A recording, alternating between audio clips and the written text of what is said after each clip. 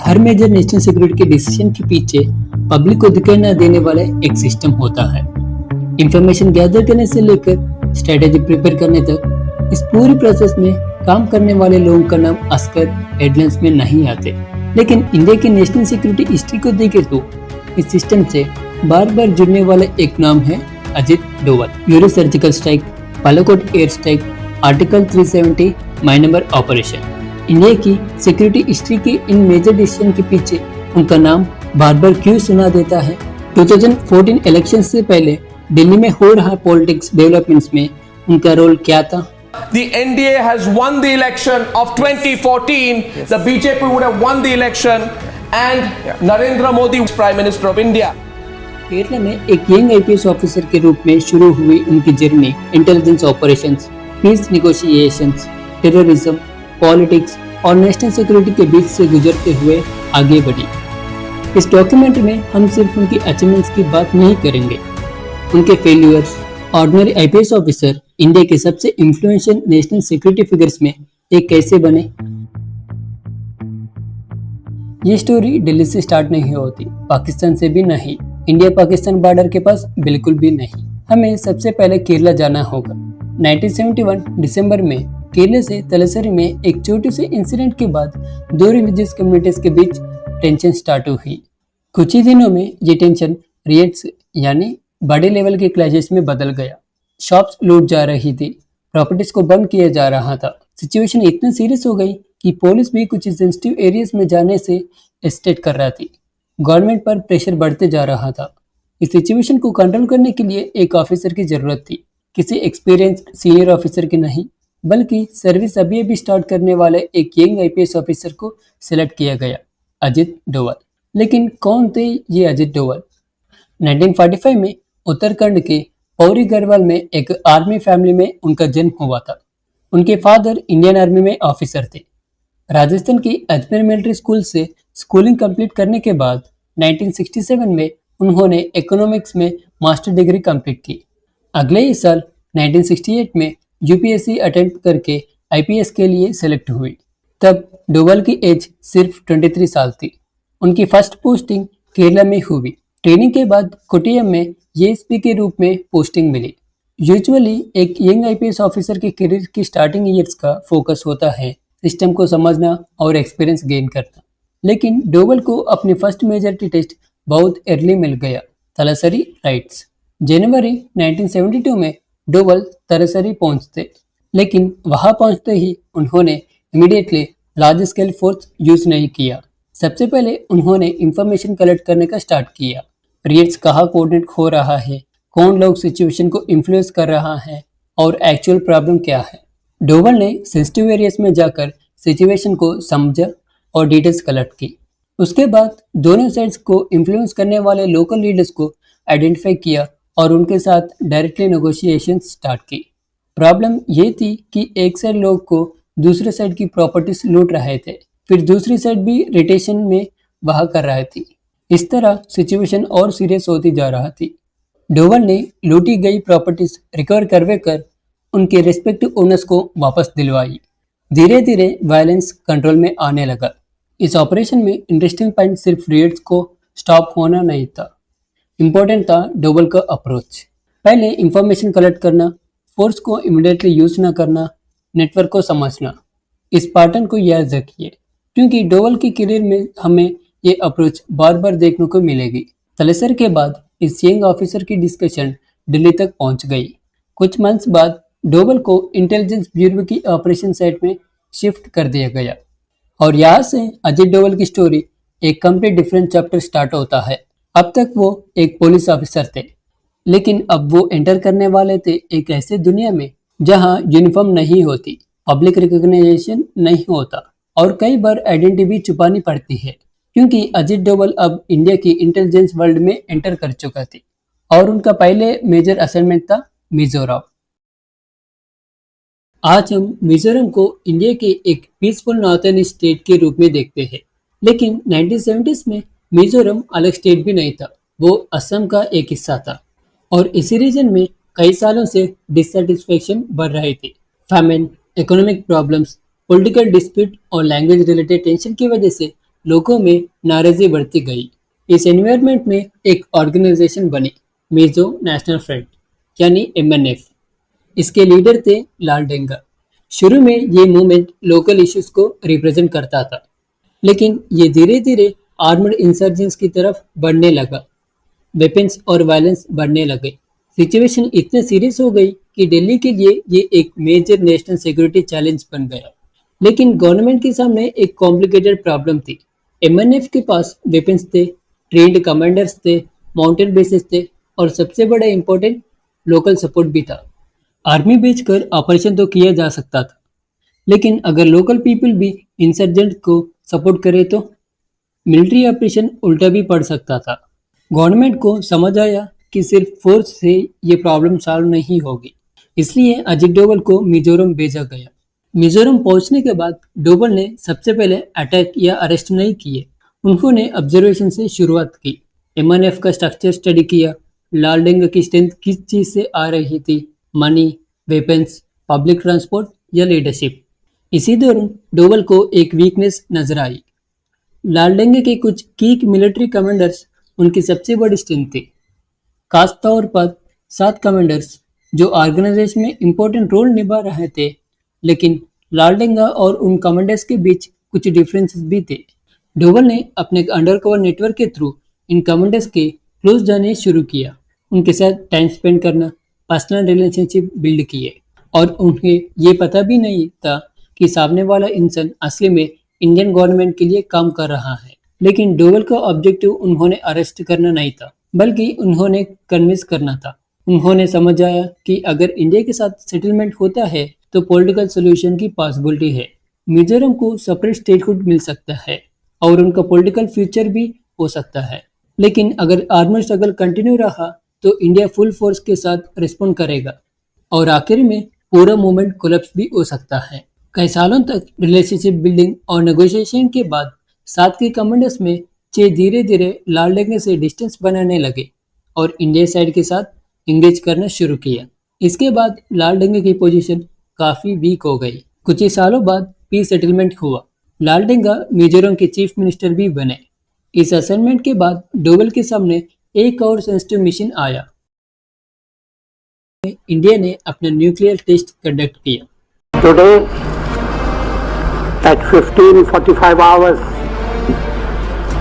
India conducted 3 underground nuclear tests in the Pokhran range. इसके बाद दिल्ली में ये कंसर्न बढ़ने लगा कि पाकिस्तान भी सीक्रेटली अपना न्यूक्लियर कैपेबिलिटी डेवलप कर रहा है। सबसे बड़ा सवाल था, पाकिस्तान एग्जैक्टली क्या कर रहा था। इसका जवाब ढूंढने के लिए किसी को पाकिस्तान में अंडर कवर भेजना था और ये मिशन बहुत रिस्की था। सोचिए, आप एक फॉरेन कंट्री में हैं, आपकी असली आइडेंटिटी किसी को पता नहीं चलना चाहिए, आपकी एसेंट, आपका बिहेवियर, आपकी बैकग्राउंड स्टोरी, यहाँ तक कि आपका बॉडी पर मौजूद एक छोटी सी डिटेल भी आपकी आइडेंटिटी एक्सपोज कर सकता है। डोभाल ने पाकिस्तान में इंटेलिजेंस ऑफिसर्स और साइंटिस्ट से जुड़ी इंफॉर्मेशन गैदर करने के लिए लोकल बार्बर शॉप से हेयर सैंपल्स कलेक्ट करवाए। इन सैंपल्स को इंडिया भेजा जाता था, जहां एक्सपर्ट्स उनमें न्यूक्लियर मटेरियल्स की ट्रेसेस होने की पॉसिबिलिटी एग्जामिन करते थे। डोभाल ने पाकिस्तान में कई साल अंडरकवर रहकर इंपॉर्टेंट इंटेलिजेंस गैदर की। उनकी गैदर किए इंटेलिजेंस की वजह से पाकिस्तान के कई प्लान्स को समझने और उनको रिस्पॉन्स प्रिपेयर करने में इंडियन एजेंट्स को काफ़ी मदद मिली। आज भी ऐसी रिपोर्ट्स और क्लेम सुनने को मिलता है कि डोभाल ने पाकिस्तान में एक स्ट्रॉन्ग इंटेलिजेंस नेटवर्क डेवलप किया था। इंडिया वापस आने के बाद डोभाल के सामने एक और सेंसिटिव असाइनमेंट था। इस बार मिलिटेंट किसी फॉरेन कंट्री में नहीं थे, वो इंडिया के अंदर और देश की सबसे सेंसिटिव रिलीजियस प्लेस में से एक अंदर मौजूद थे। गवर्नमेंट के सामने फिर वही डायलेमा था, अगर फोर्स यूज किया जाए तो पूरे देश में इसका इम्पैक्ट हो सकता था, अगर फोर्स यूज ना किया जाए तो मिलिटेंट और भी स्ट्रांग हो सकते थे। इंडिया पहले भी इस तरह की सिचुएशन का सामना कर चुका था। Operation blue star. The mission was named Operation Blue Star. It was to capture and flush out Khalistani militants inside the holy site. अब कुछ साल बाद गोल्डन टेम्पल से जुड़े एक और क्राइसिस सामने था और इस बार गवर्नमेंट को सिर्फ एक सोल्जर नहीं चाहिए था, उनको चाहिए था एक एक्सपीरियंस्ड इंटेलिजेंस ऑफिसर। जो इस डेलिकेट सिचुएशन को समझकर हैंडल कर सके। 1984 में ऑपरेशन ब्लूस्टर के दौरान इंडियन आर्मी गोल्डन टेम्पल के अंदर एंटर हुई और मिलिटेंट के खिलाफ ऑपरेशन कंडक्ट किया। लेकिन इस ऑपरेशन के पॉलिटिकल और सोशल इम्पैक्ट भी हुए। गोल्डन टेम्पल को डैमेज हुआ, सिख कम्युनिटी के एक हिस्सा में काफी एंगर देखने को मिला और कुछ ही महीनों बाद प्राइम मिनिस्टर इंदिरा गांधी की असैसिनेशन हो गई। Former Indian Prime Minister Indira Gandhi was assassinated by her own security guards. It happened in the aftermath of the Golden Temple being stormed in Operation Blue Star. इसलिए जब 1988 में militants ने दोबारा golden temple के अंदर अपनी positions बना ली, government नहीं चाहती थी कि ब्लू स्टार जैसी सिचुएशन फिर से रिपीट हो।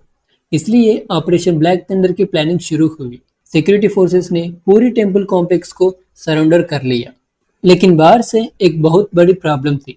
अंदर एग्जैक्टली क्या हो रहा था, कितने मिलिटेंट्स थे, उनके पास किस तरह के वेपन्स थे, उनका लीडर कौन था, उनकी पोजीशंस और एंट्री पॉइंट्स क्या थे। इन सब इंफॉर्मेशन के बिना हर डिसीजन एक तरह का ब्लाइंड मूव था।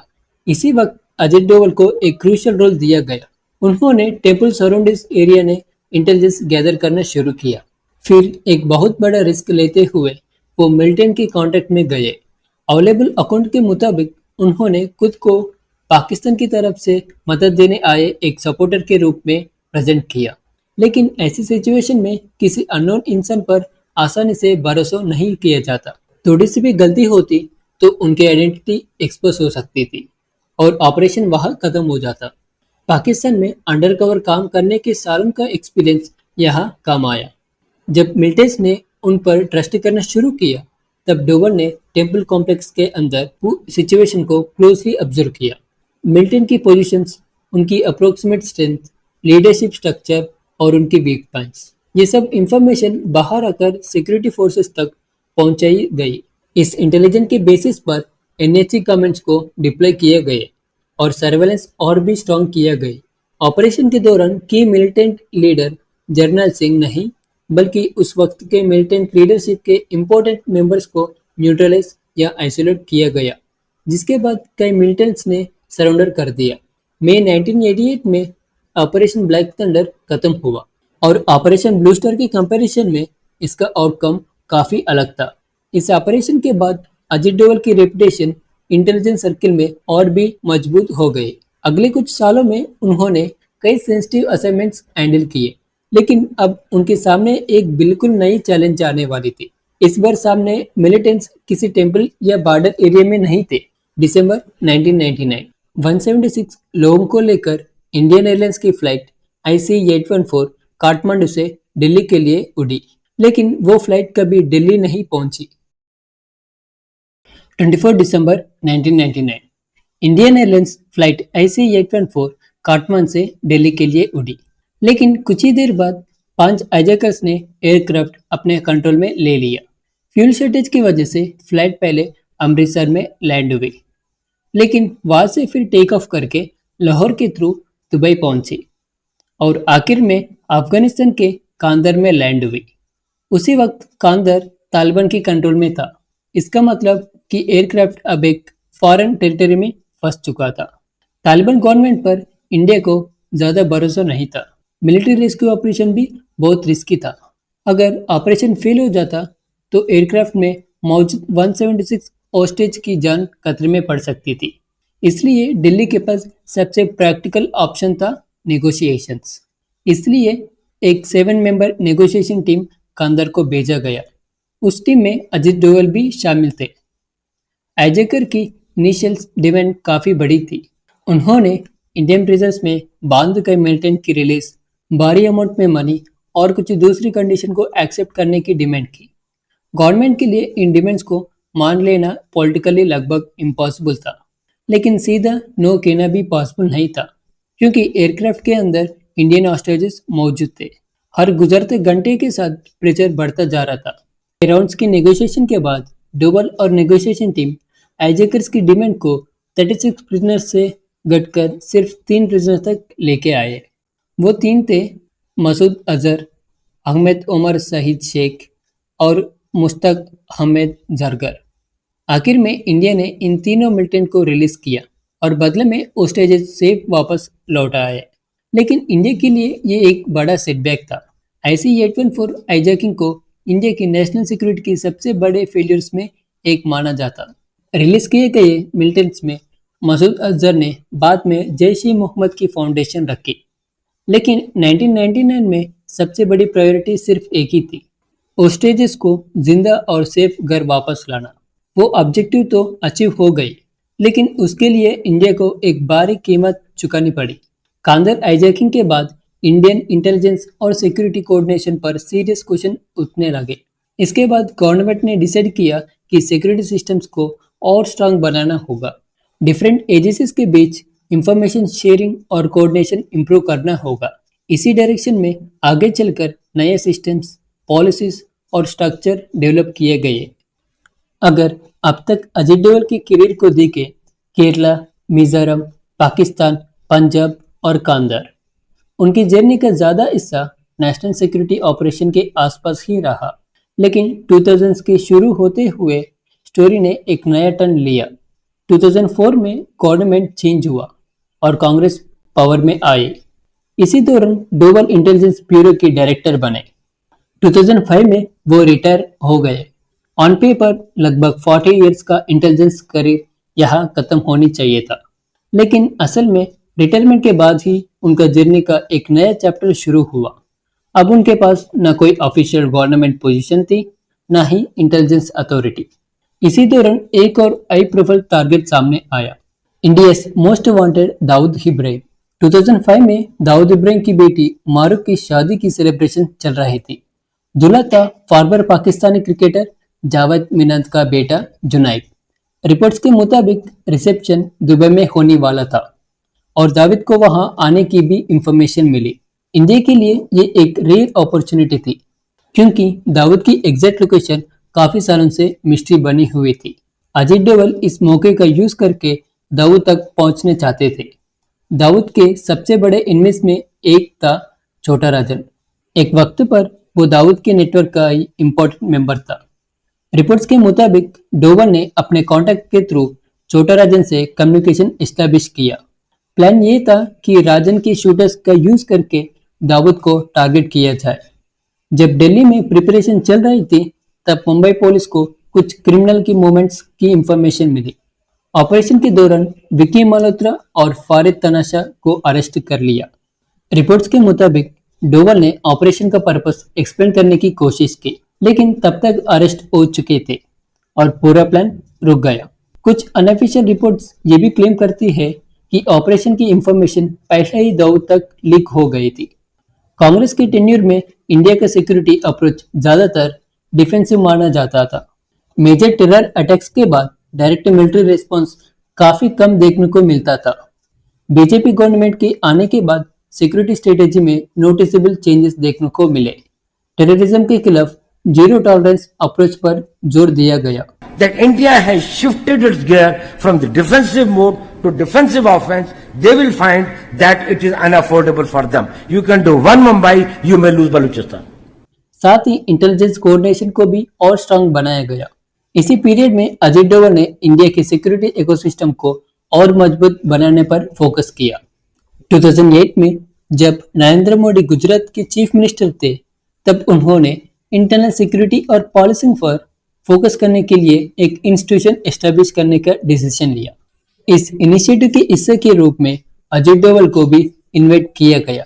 2009 में Delhi based Vivekananda international foundation (VIF) establish हुई, जो national security, foreign policy, strategic affairs, intelligence और डिप्लोमेसी जैसे सब्जेक्ट्स पर रिसर्च और पॉलिसी डिस्कशन करता था।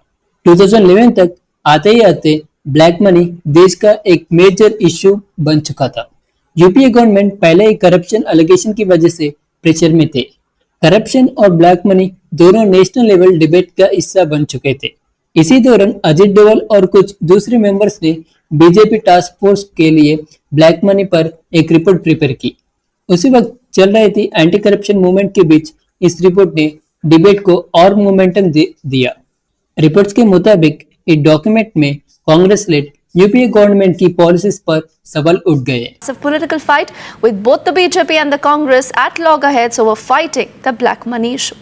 Economic challenges, corruption controversies, leadership, election campaigning, public mood और के दूसरे फैक्टर्स ने मिलकर यूपी गवर्नमेंट के प्रति पब्लिक ट्रस्ट को काफी हद तक अफेक्ट किया।